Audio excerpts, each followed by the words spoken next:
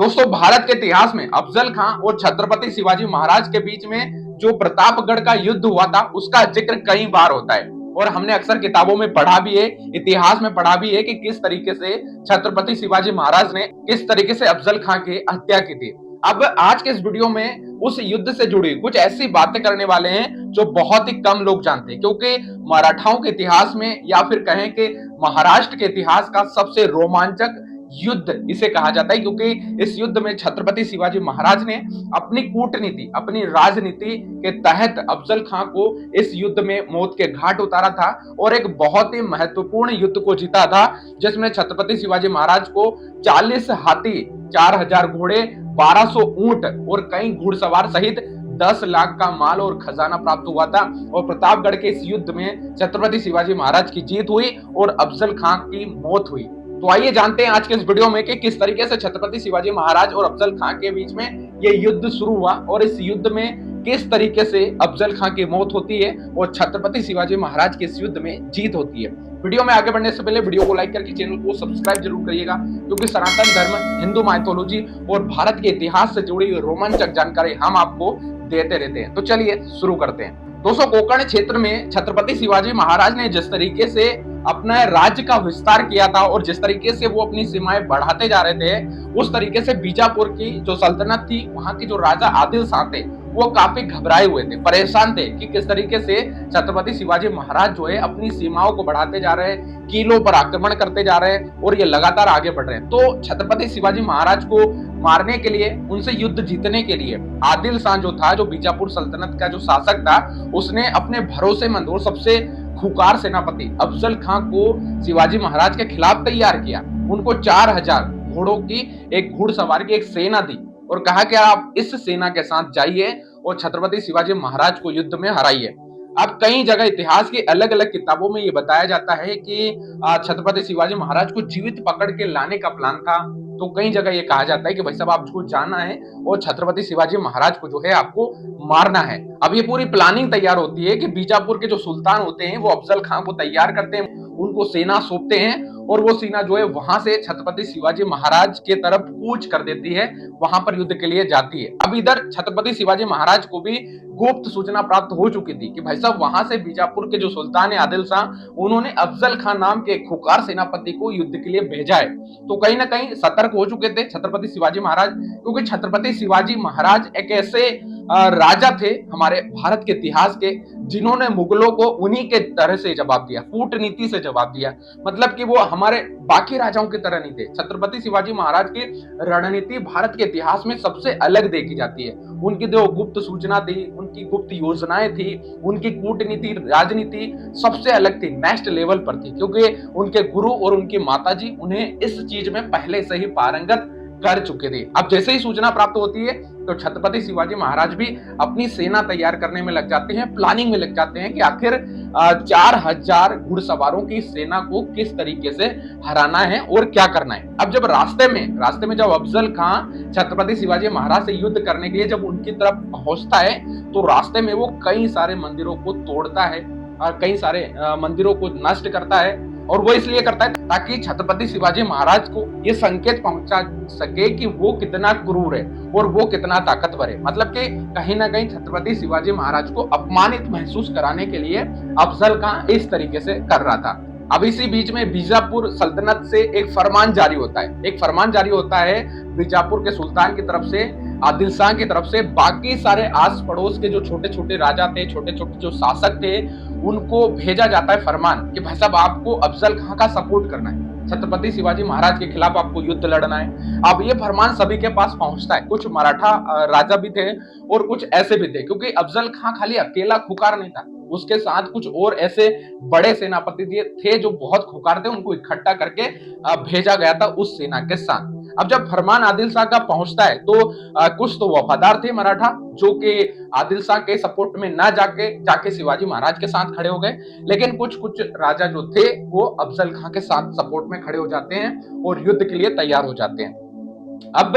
छत्रपति शिवाजी महाराज भी अपनी तैयारी पूरी कर चुके थे, उधर अफजल खां भी अपनी तैयारी कहीं ना कहीं पूरी कर ही रहा था। अब एक तरफ अफजल खां छत्रपति शिवाजी महाराज के राज्य में छोटी छोटी घुसपैठ कर रहा था, आक्रमण कर रहा था, तो दूसरी तरफ छत्रपति शिवाजी महाराज भी घुसपैठ और अपना युद्ध का क्रम जारी कर चुके थे। और एक प्रकार से देखा जाए तो युद्ध का मंच एक प्रकार से तैयार हो चुका था कि भाई साहब ये युद्ध बहुत ही निर्णायक और बहुत ही भयानक युद्ध साबित होने वाला है अफजल खां और छत्रपति शिवाजी महाराज के बीच में, यानी प्रॉपर युद्ध का मंच अब तैयार हो चुका था। लेकिन दोस्तों अक्टूबर 1659 को अफजल खां अपने एक सेनापति जिसका नाम कृष्ण राव था उसको जो है छत्रपति शिवाजी महाराज के पास भेजता है एक लेटर के साथ। छत्रपति शिवाजी महाराज कृष्ण राव का मान सम्मान करते हैं, उनको पोशाक देते हैं और सम्मान के साथ बिठाते हैं और जो लेटर था उसको व्यवस्थित तरीके से पढ़वाते हैं। उस लेटर में लिखा हुआ था कि आपने हमें बहुत अपमानित किया है, गलत तरीके से आप आक्रमण कर रहे हो, ये सारी चीजें। और युद्ध की घोषणा जो है उस पत्र में थी कि भाई सब युद्ध होना है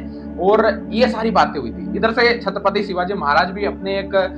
सेनापति को, गुप्तचर को उनके पास भेजते हैं। दोनों तरीके से लेटरबाजी शुरू होती है, लेकिन इन वार्ताओं के में दोनों तरफ से पॉलिटिक्स थी, दोनों तरफ से कूटनीति थी। कहीं अफजल खां छत्रपति शिवाजी महाराज को अपनी नीति के तहत धमकी दे रहा था, अपनी ताकत प्रदर्शित कर रहा था, तो छत्रपति शिवाजी महाराज ने भी जो है अपनी प्लानिंग और अपनी ताकत का विवरण अफजल खां के सामने किया। अब कई सारे इतिहासकार, कई सारी किताबों में ये बताया गया कि भाई साहब युद्ध के लिए, बैठक के लिए एक साथ दोनों तैयार हुए प्रतापगढ़ के किले के अंदर। तो कई सारी जगह ये है कि भाई साहब छत्रपति शिवाजी महाराज ने कूटनीति का सहारा लिया और अफजल खां के सामने ये प्रदर्शित किया कि भाई साहब वो अफजल खां से डरे हुए हैं और वो वार्ता करने के लिए तैयार है। अब कई सारे इतिहास में कई अलग अलग बातें हैं, लेकिन फाइनली हुआ ये कि 10 नवंबर 1659 को प्रतापगढ़ के किले के नीचे अफजल खां और छत्रपति शिवाजी महाराज दोनों ही शांति वार्ता के लिए, युद्ध विराम के लिए दोनों ही वहां पर मिलेंगे, इस बात पर सहमति हो गई। और प्लानिंग ये थी कि दोनों ही जो है 10-10 सैनिकों के साथ वहां पहुंचेंगे। 10 अंगरक्षक छत्रपति शिवाजी महाराज के साथ भी किले में आएंगे और 10 अंगरक्षक जो है अफजल खां के साथ भी आएंगे। बाकी की सेनाएं उनकी अलग अलग रहेंगी। प्लानिंग में ये भी था कि जिस कैंप में छत्रपति शिवाजी महाराज और अफजल खां मिलेंगे उस कैंप में, कैंप के दरवाजे पर मतलब गेट पर एक साइड अफजल खां का मात्र एक सेनापति रहेगा, एक अंगरक्षक रहेगा, और छत्रपति शिवाजी महाराज का भी एक अंगरक्षक रहेगा। और तंबू से बाहर जो है बाकी उनके 9 सेनापति या अंगरक्षक रहेंगे और इसके अलावा कोई भी सेना वहां पर पहुंचेगी नहीं। अब इस युद्ध की तैयारी अफजल खां भी कर रहा था तो छत्रपति शिवाजी महाराज भी कर रहे थे। छत्रपति शिवाजी महाराज का जो विश्वास पात्र जो अंगरक्षक था, उन्होंने छत्रपति शिवाजी महाराज को एक प्लानिंग बताई कि आप अफजल खां से मिलने जा रहे हो तो आपको प्रॉपर तैयारी के साथ जाना है, क्योंकि ये मुगल है और ये पीठ के पीछे से वार करते हैं, धोखा करते हैं, इनसे हमको बच के रहना चाहिए और हमें भी कहीं ना कहीं प्लानिंग के साथ जाना चाहिए, क्योंकि अफजल खां बिना हथियार के तो इस बैठक में आने वाला नहीं है। कहीं ना कहीं उसकी भी कोई ना कोई प्लानिंग जरूर रही होगी, इसलिए हमें भी सतर्क होना चाहिए। तो छत्रपति संभाजी महाराज जो है एक कवच पहन के जाते हैं, एक कवच जो उनके पूरे शरीर में था उसको पहन के जाते हैं, जिसमें से कोई भी हथियार उनके शरीर में आर पार नहीं घुस सकता। ये कवच पहन के जाते हैं, ऊपर से जो है कपड़े पहन लेते हैं और साथ ही साथ एक बाघ नक्खा जिसे बोलते हैं, जो नाखूनों के साथ आता है, बाघ के पंजे की तरह होता है, जिसको आसानी से छुपाया जा सकता है। अगर आप मुट्ठी बंद करेंगे तो उस बाघ नक्खे को आप छुपा सकते हैं, वो दिखेगा नहीं। तो प्रॉपर इस प्लानिंग के साथ छत्रपति शिवाजी महाराज उस बैठक में पहुंचते हैं और वहीं अफजल खां भी जो है एक कटार लेकर पहुंच जाता है, एक तलवार लेकर पहुंच जाता है, जिसे वो छुपा लेता है। फाइनली 10 नवंबर 1659 को बैठक प्रतापगढ़ किले के नीचे होती है। वहां पर छत्रपति शिवाजी महाराज भी पहुंचते हैं। अफजल खां बहुत पहले से पहुंच चुका होता है क्योंकि वो उतावला था। अब बैठक में जैसे ही छत्रपति शिवाजी महाराज वहां पहुंचते हैं तो अफजल खां सबसे पहले वार्तालाप या बैठक शुरू हो उससे पहले छत्रपति शिवाजी महाराज को गले लगने के लिए आगे बुलाता है। अब छत्रपति शिवाजी महाराज पहुंचते हैं। अब शरीर से जो है छत्रपति शिवाजी महाराज से भी अफजल खां ऊंचा पूरा था, भयंकर ताकत थी उसके अंदर, खूंखार था। अब उसने जैसे ही गले लगाया, गले लगाने के बाद छत्रपति शिवाजी महाराज को जो है उसने दबा लिया, मतलब अपनी बाहों में दबा लिया और दबाने के बाद उसने जो है अपनी कटार, छुरी, तलवार जो भी थी उसको निकाला और छत्रपति शिवाजी महाराज की पीठ में भोंक दिया। अब उसने देखा कि यार ये तो अंदर जा नहीं रही है। इतने में ही संकेत छत्रपति शिवाजी महाराज को लग चुका था कि भाई साहब इस आदमी ने दगा कर दिया। तो वो भी अपना जो था, अपना जो बाघ का जो पंजा था जिसमें वो कटार लेकर आए थे तैयारी के साथ, उन्होंने भी अफजल खां के पेट में जो है घुसा दिया उसको, और घुसा दिया तो इस तरीके से उसकी पूरी आंतड़ी जो थी, आंतें जो थी, उन्हीं को बाहर निकाल दिया। मतलब एक ही प्रहार में जो है अफजल खां की चीखें निकाल दी, क्योंकि अफजल खां तो मार नहीं पाया। अफजल खां ने जब तलवार मारी तो उनके पेट में तो, छत्रपति शिवाजी महाराज के पेट में तो अपना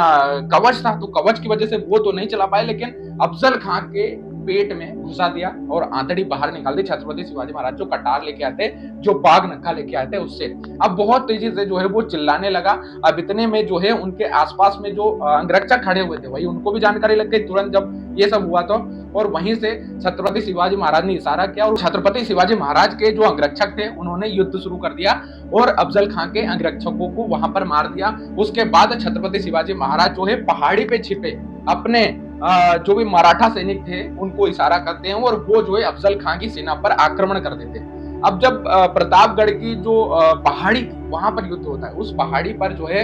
घुड़सवार तो कमजोर थे, वो उतना बेहतर तरीके से युद्ध नहीं कर पाए और हुआ ये कि वह सब मराठा सैनिकों की जीत हुई। कई सारे मुगल सैनिक वहां से सल्तनत के भाग जाते हैं और कई सारों की वहां पर मौत होती है और उस युद्ध से कई घोड़े, हाथी, ऊंट, बंदूकें और हीरे जवाहरात जो है छत्रपति शिवाजी महाराज को प्राप्त होते हैं और फाइनली प्रतापगढ़ के इस युद्ध में छत्रपति शिवाजी महाराज की एक महत्वपूर्ण और बड़ी जीत होती है जो इतिहास में अमर हो जाती है। और कहीं ना कहीं कहा जा सकता है कि ये बहुत ही